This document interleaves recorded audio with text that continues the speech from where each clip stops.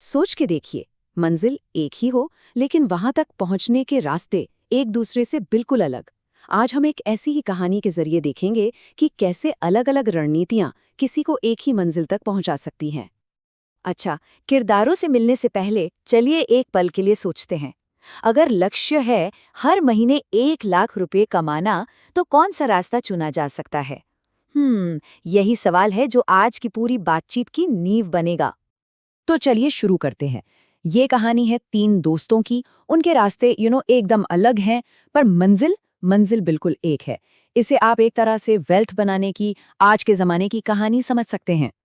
तो कहानी शुरू होती है एक शाम, जब तीन दोस्त रोहन, प्रिया और समीर एक साथ बैठे थे। और बस बातों बातों में ही एक ऐसा कॉमन गोल सेट हो जाता है जो उनकी जिंदगी बदलने वाला था। गोल क्या था? अपने लिए फाइनेंशियल स्टेबिलिटी पाना, और इसके लिए हर महीने 1 लाख रुपए कमाने का कोई तरीका ढूंढना। तो आइए इन तीनों से मिलते हैं। सबसे पहले है रोहन। इनके पास विरासत में मिली काफी दौलत है, तो स्टार्टिंग पॉइंट मजबूत है। फिर आती है प्रिया, एकदम हसलर, एक एंटरप्रेन्योर जो अपना बिजनेस बिल्कुल स्क्रैच से बना रही हैं। और आखिर में है समीर, एक स्किल्ड क्राफ्ट्समैन जिनका हुनर ही उनकी सबसे बड़ी पूंजी है। देख रहे हैं ना, तीनों के स्टार्टिंग पॉइंट्स कितने अलग हैं, पर गोल वही एक, हर महीने 1 लाख का नेट प्रॉफिट। और समीर ने ना इस पूरी बात को एक लाइन में ऐसी खूबसूरती से समझा दिया। उसने कहा, लक्ष्य एक ही है लेकिन रास्ते बिल्कुल अलग होंगे। बस यही एक लाइन उन तीनों के आगे के सफर का एक कोर थीम बन जाती है। तो ठीक है, सबसे पहले रोहन के रास्ते को देखते हैं। रोहन वो क्लासिक इन्वेस्टर वाला आर्केटाइप है जो पैसे से पैसा बनाने में विश्वास रखता है। उसका प्लान बिल्कुल आसान और सीधा है। अपनी बड़ी कैपिटल को काम पर लगा दो। रोहन का जो मॉडल है ना, उसे कहते हैं फिक्स्ड रिटर्न मॉडल। मतलब ये कि वो एक बहुत बड़ी रकम को ऐसी जगह इन्वेस्ट करता है जहां रिस्क कम हो, जैसे बॉन्ड्स या स्टेबल फंड्स। इससे होता यह है कि बिना ज्यादा मेहनत किए एक कंसिस्टेंट पैसिव इनकम आती रहती है। और अपने इस मंथली गोल तक पहुंचने के लिए रोहन को शुरुआती कैपिटल कितनी चाहिए? तैयार हो जाइए, 1 करोड़ 20 लाख रुपए। जी हाँ, ये वो रकम है जिसे इन्वेस्ट करके उसे हर महीने 1 लाख रुपए मिलेंगे। तो साफ है, रोहन का मेन रिसोर्स है उसकी कैपिटल। उसका काम लगभग जीरो। बस हर 3 महीने में एक बार पोर्टफोलियो चेक कर लिया। फाइनेंशियल रिस्क तो बहुत कम है, पर इसकी एक बहुत बड़ी कीमत भी है, और वो है अपॉर्चुनिटी कॉस्ट। मतलब उसका सारा पैसा सेफ लेकिन स्लो ग्रोथ इन्वेस्टमेंट्स में बंधा हुआ है। हो सकता है इस चक्कर में वो कहीं और से बड़े प्रॉफिट्स कमाने का मौका गंवा रहा हो। चलिए अब रोहन की दुनिया से निकलकर एक बिल्कुल अलग ही दुनिया में चलते हैं, प्रिया की दुनिया। प्रिया एक ऑपरेटर है। मतलब वो अपना गोल पाने के लिए लगातार मेहनत और हाई वॉल्यूम ऑफ ट्रांजैक्शंस पर डिपेंड करती है। प्रिया का मॉडल है हाई वॉल्यूम लो मार्जिन। इसका मतलब ये है कि वो बहुत सारी चीजें बेचती हैं और हर एक चीज पर प्रॉफिट बहुत बहुत मामूली सा होता है। लेकिन जब ऐसे हजारों छोटे छोटे प्रॉफिट्स एक साथ जुड़ते हैं ना, तो रिजल्ट एक बड़ी रकम में निकलता है। और ये नंबर प्रिया के काम का स्केल बताता है। जरा सुनिए, 1 लाख रुपए कमाने के लिए उसे हर महीने 90,000 यूनिट्स बेचने होंगे। 90,000!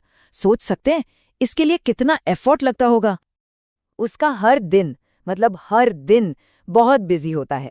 उसे रोज डेली 3,000 ऑर्डर्स प्रोसेस करने पड़ते हैं, और हर ऑर्डर से उसे मिलते हैं सिर्फ 1 रुपया 11 पैसे। यहाँ पर लार्ज स्केल और टाइनी मार्जिन के बीच का कनेक्शन बिल्कुल साफ दिखता है। तो प्रिया का मेन रिसोर्स पैसा नहीं है, उसका रिसोर्स है लॉजिस्टिक्स। और उसकी एफिशिएंसी, उसकी एक्टिविटी बहुत इंटेंस और डेली है।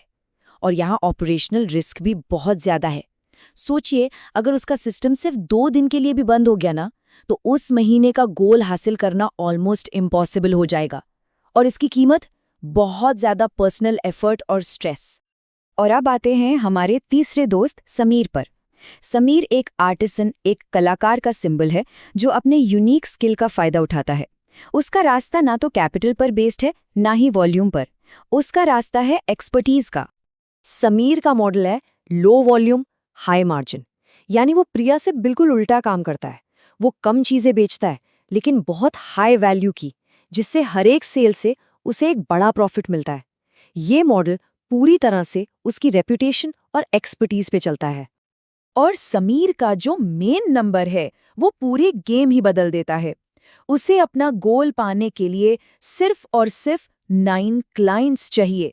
सोच के देखिए, कहाँ प्रिया के 90,000 यूनिट्स और कहाँ समीर के सिर्फ 9 क्लाइंट्स। जमीन आसमान का फर्क है। समीर का सबसे बड़ा रिसोर्स क्या है? उसका स्किल और उसकी रेप्यूटेशन। उसका काम भी लो वॉल्यूम वाला है, डिजाइन करना, क्लाइंट से रिश्ते बनाना। लेकिन यहाँ रिस्क पर यूनिट बहुत ज्यादा है। सोच के देखिए, अगर उन 9 में से एक भी क्लाइंट चला गया तो क्या होगा? उसकी मंथली इनकम पर सीधा और बड़ा असर पड़ेगा। इसकी कीमत है क्वालिटी को मेंटेन करने का बेइंतहा प्रेशर। तो हमने 3 बिल्कुल अलग अलग सफर देखे। अब चलिए इन तीनों को एक साथ रखते हैं और समझते हैं कि 1 लाख रुपए कमाने की असली कीमत आखिर है क्या। ये टेबल ये पूरी कहानी का निचोड़ है। हम साफ साफ देख सकते हैं कि हर कोई एक अलग करेंसी से पेमेंट कर रहा है। रोहन का रिसोर्स है पैसा, प्रिया का रिसोर्स है लॉजिस्टिक्स और समीर का रिसोर्स है एक्सपर्टीज। उनकी एक्टिविटी एक तरफ 0 है तो दूसरी तरफ बहुत इंटेंस, और उनके रिस्क भी एकदम अलग है।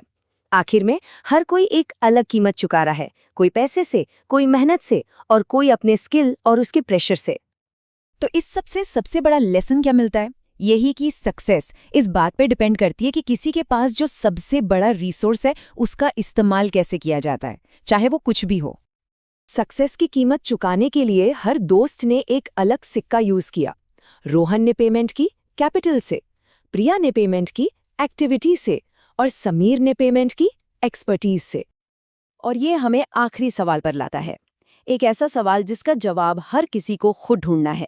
कैपिटल, एक्टिविटी या एक्सपर्टीज, आखिर किस करेंसी से पेमेंट की जाएगी?